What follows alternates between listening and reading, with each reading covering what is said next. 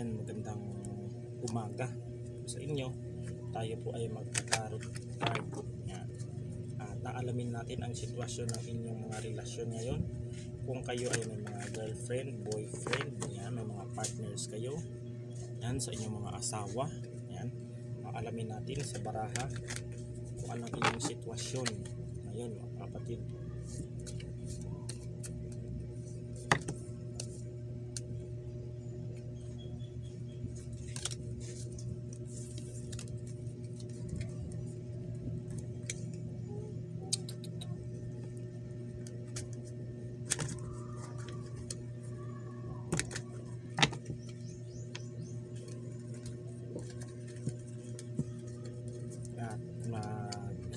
Ano tayo ng tatlong baraha.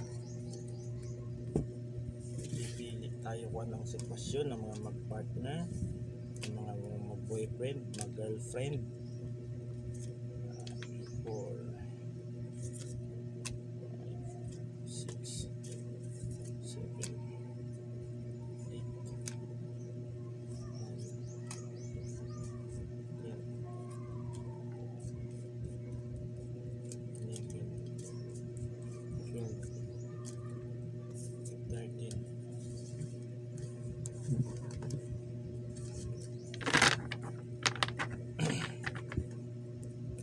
Ano nga ba ang sitwasyon ng taong mag-partner ngayon? Ano nga ba ang sitwasyon ninyo? Ito mga kapatid ay may mga partner na may mag-ask ng apology sa inyong mag-partner, o ito ay may nagawang kasalanan, o ito ay may taong naglilihim sa inyo o may mga tinatago na kababalaghan, o mapababae man ito o mapalalaki, at darating ang araw ay mag-a-ask ito ng apology sa iyo. Ayan mga kapatid, itong itong tao na ito, may inililihim itong partner mo sa iyo. At itong may mga partner din kayo na mataas ang pride nitong taong ito. Yan. Ito ay isang professional din na mga partner. May isa dito sa mga makapanood nito ay professional ang partner. Yan. At hardworking ito mga kapatid. Itong taong ito, maaaring babae man o lalaki, itong kapartner ninyo. May mga relasyon dito na pilit nilang niresolba kahit anong mangyari. Maaaring may mga taong magkarelasyon dito, mag-girlfriend, mag-boyfriend o mag-partner na merong problema. Yan. Merong problema na gusto nilang iresolba. Yan. Dito. Itong tao na ito ay nalilito kung ano nga ba o saan papunta ang kanilang relasyon. Walang kasiguraduhan ang isa sa mga magkarelasyong ito. Ayan mga kapatid.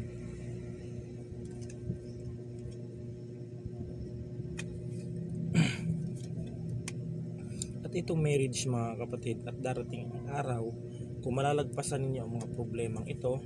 Yan, malalagpasan ninyo ang mga problema o kung ano man ang dumadaan sa inyo ng mga pagsubok, ay magkakaroon ito ng magandang ang marriage. Ibig sabihin nito mga kapatid, magkakaroon kayo ng magandang pagsasama. Mga kapatid, magkakaroon kayo dito ng magandang pagsasama, magandang pamumuhay pag malagpasan niyo ang lahat ng pagsubok. May din dito mga kapatid, may nakikita din ako dito na may mga tao ding nawawalan ng time sa kanilang partner, sa kanilang boyfriend, girlfriend, dahil busy ito sa kanilang trabaho, kung ano man ang trabaho nito. Basta ito man nakikita, maaaring professional, maaaring ito ay doktor, teacher, policeman, sundalo man, ito ay busy ito sa trabaho, kaya minsan wala itong time. Ayan. Kaya minsan nalulungkot ang kanilang partner din dito mga kapatid, nalulungkot din ang kanilang partner at iniisip ng isang tao o isa sa mga magpartner na ito kung talagang totoo bang mahal siya, o napapaisip itong taong ito kung ito ba ay mahal ba siya o pangpalipas lang ng oras. Nakakapag-isip-isip itong isa sa partner ninyo mga kapatid. Ito nalilito mga kapatid. Yan. At maraming mga pagsubok na gusto niyang malagpasan ito mga kapatid. Pero kung malalagpasan nito mga kapatid, sa inyong mga magpartner, ay magkakaroon kayo dito ng happily married mga kapatid. Ayan. Yan ang nakikita ko. At may mga ano dito mga kapatid, may mga pagtatalo dito. Ayan. May mga taong nakikialam dito, yung mga pamilya, bawat side ng mapamilya man o ng babae, may pamilya man ng lalaki, may nakikialam dito dahil sa tinatawag na may taong hindi sang-ayon o hindi buto sa isang tao na kanilang napapangasawa, kanilang partner. Ayan mga kapatid, kaya nagkakaroon ng competition dito, nagkakaroon ng bangayan, nagkakaroon ng mga pagtatalo sa bawat side ng pamilya. Ayan mga kapatid, kaya itong tao na ito ay nalilito. Yan, may kalituhan dito.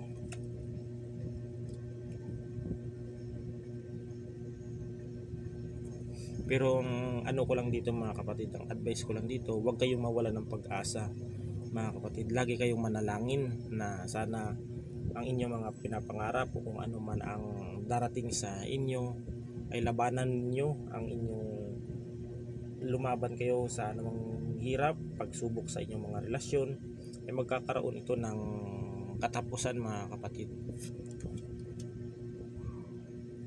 Yung mga problema ninyo ay matatapos din. Yan. At ang tao na at kayo magkarelasyon, magpartner man, kung patuloy ninyo na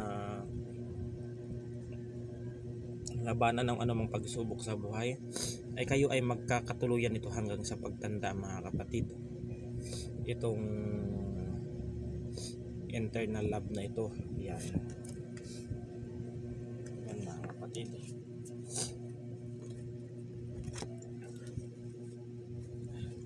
At iwasan niyo mga kapatid ang mga problema, ayan, mga homeless. Iwasan niyo ang mga problema na hindi naman dapat isipin. Ayan. Iwasan niyo ang mga problema na about sa relasyon ninyo, na yung mga tamang hinala na yan, iwasan niyo yan mga kapatid, para hindi magkaroon ng lamat ang inyong relasyon. Iwasan niyo ang pag-iisip ng hindi maganda. Yan, sa mga magkarelasyon dyan, yan, dapat magkaroon kayo ng tiwala.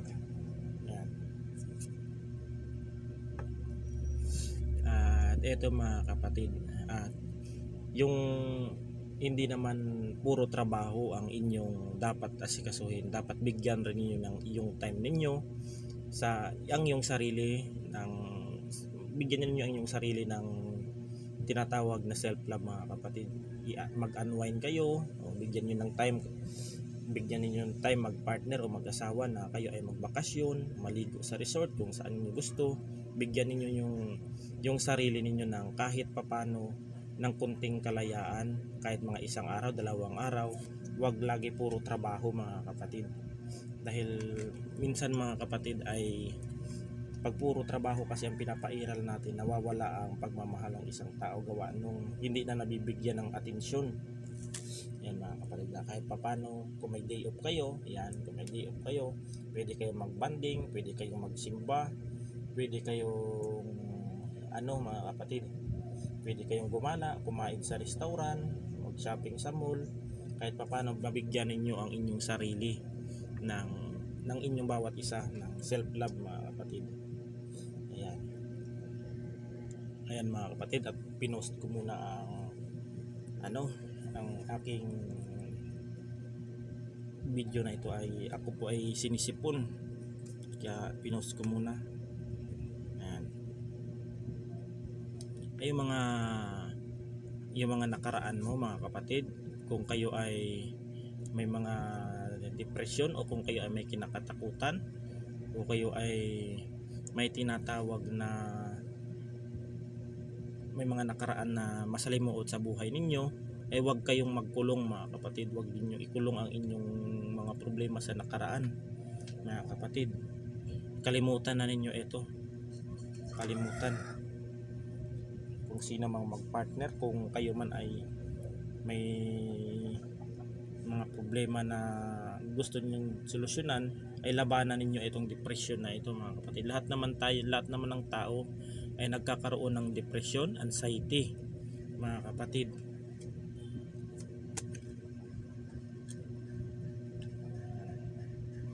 At itong mga kapatid, itong tao ang lumabas sa barahan na ito ay mga kapatid, iwasan ninyo ang mga taong tukso, sa mga taong nagaano ng mga tukso sa ating mga kapatid, sa ating paligid. Iwasan ninyo yung mga taong tukso. At ito magsisimula dito mga kapatid, kapag pinansin ninyo ang tukso, yan, kung babae man ang tinutukso dito o lalaki man ang tinutukso dito, ay iwasan ninyo ito mga kapatid, para hindi masira ang inyong sinimulang relasyon, para hindi maudlot itong mga kapatid. Yan, itong hanggang sa pagtanda ninyo ay kayo ito.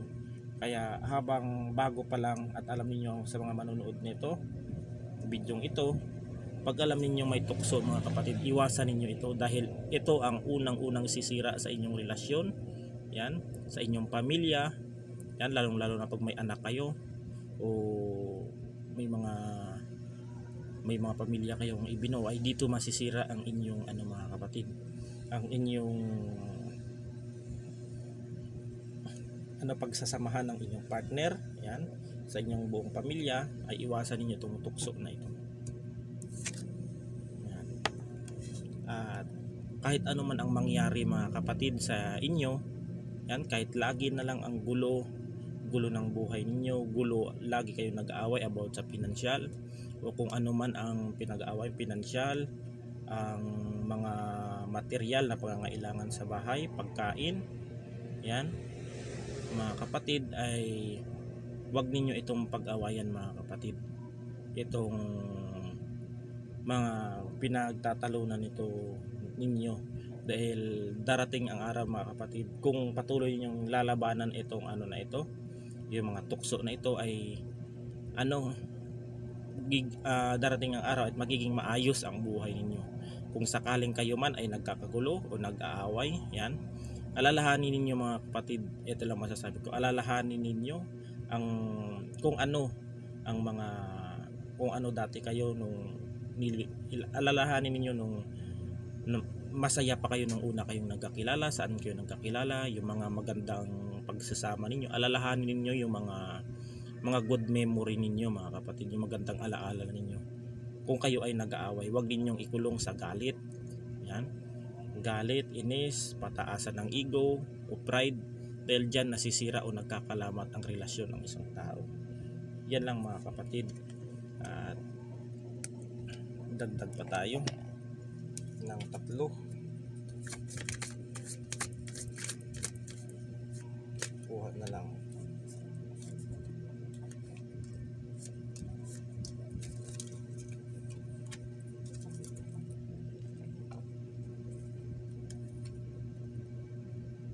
Yan. At yung mga tao na nasa paligid ninyo mga kapatid, ay may mga tao talagang hindi sang-ayon sa inyong relasyon. Yan mga kapatid, may mga taong tutol, may mga taong sang-ayon sa inyong relasyon dalawa. Yan. Kaya wag, kung totoong mahalin nyo ang isa't isa, o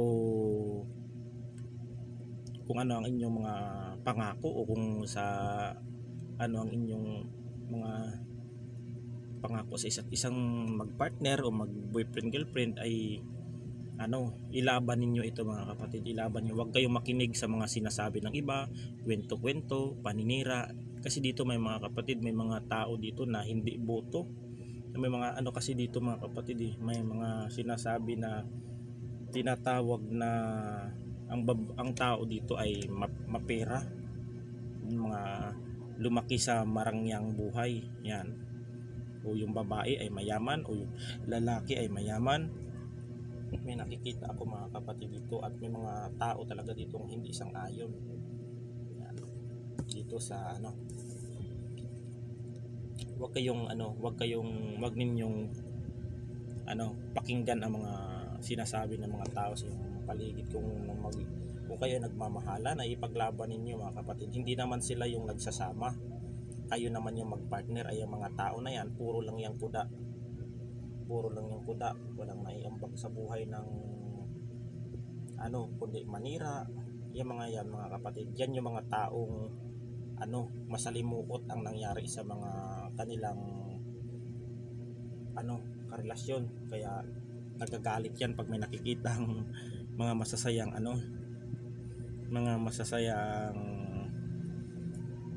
mga magkarelasyon. Ayan mga kapatid, kahit anong hirap mga kapatid ang isa sa partner ninyo, yan, isa sa partner o kung kayo man ay maghihirap nito, kung ano man ang mangyayari sa inyo, yan, pero sasamahan ka nitong partner mo na to sa hirap at ginhawa. Yan mga kapatid, kahit anong mangyari sasamahan ka nito. Yan, saan man kayo naroon, kung sino man. Ang lang dito yung mga ipinakita lang dito sa baraha, kung sakaling ikaw ay maghihirap ay sasamahan ka nitong partner mo, mapababae, mapalalaki. Kung lalaki man ang maghirap dito ay sasamahan ka nito, ipaglalaban ka nito sa isa sa inyong magrelasyon. Pero wala akong sinasabing kayo ay maghihirap dito sa aking sinasabing baraha, dahil maganda ang inilatag o mensahe ng baraha na aking ibinahagi sa inyo. Ayan. Pero hindi sinasabi na na kayo ay maghihirap. Kung sakaling kayo kung dito ay sasamahan kayo nito mga kapatid. Yan. Mahal na mahal ka ng kapartner mo. Yan. At maging maayos na rin ang inyong relasyon. Kaya ang masasabi ko lang, iwasan ninyo ang mga tukso, yan, mga paninira ng bawat tao sa inyong paligid. Ay ito ang inyong iiwasan para hindi masira ang inyong relasyon mga kapatid. Iwasan din ninyo yung mga taong nakikisawsaw sa inyong dalawa, dahil dyan nagsisimula ang pagkakalamat ng inyong relasyon. At iwasan ninyo ang gulo. Yan, kung may mga problema kayo ay inyong pag-usapan. Yan, dahil ang problema po ay may solusyon. Yan. Yan ang mga nakikita ko mga kapatid. Yan. At darating din ang araw ang inyong relasyon na ito ay magkakaroon ng happily married. Yan. Hanggang sa pagtanda.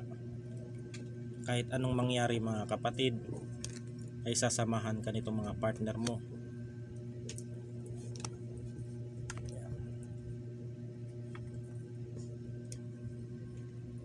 Ayan lang mga kapatid, basta ang sabi ko, always pray lang, manalangin kayo kung ano man mga problema, pagsubok sa inyong buhay na dumating ay ipanalangin ninyo mga kapatid. Huwag kayong gagawa ng ikakasama, sapagkat yan ay matatapos din itong mga problema na ito. Yan lang ang message ko ngayon, at hanggang dito na lang mga kapatid, at God bless us all. At ayan mga kapatid, natapos na ang ating reading. At pagpasensyahan nyo na po ang aking kupo. Ayan, at saka medyo madumi ito mga kapatid, dahil may nagwalis ako kanina doon sa harap ng aming bahay, at napag-isipan ko mag-reading, nakalimutan ko maghugas ng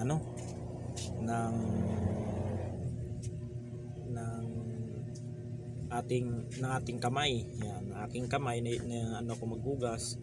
Kaya nagmadali na agad ako mag-reading kasi may nag-request kanina na magre-reading daw ako about sa bawat relasyon ng ano, kaya din ako muna paghugas at ipagpaumanhin nyo at nakakahiya, madumi ang kuko ko. Yan. At natapos ko na rin pala mga kapatid ang ano, ang pinagawa na pangontra sa nag-order ng pangontra sa akin ay natapos ko na. Yan, 4 ito mga kapatid na puro pangontra na kalmin. Yan, at papadala na lang natin ito sa LBC at para mapapunta na sa magmamay-ari nito. Ayan mga kapatid, at hanggang dito na lang, at God bless sa mga kumuha nitong gamit. Ako po ay nagpapasalamat sa inyo at sa mga nagtitiwala sa aking gamit at sa bisa nito dahil marami na itong napatunayan mga kapatid. At hanggang dito na lang, at God bless us all.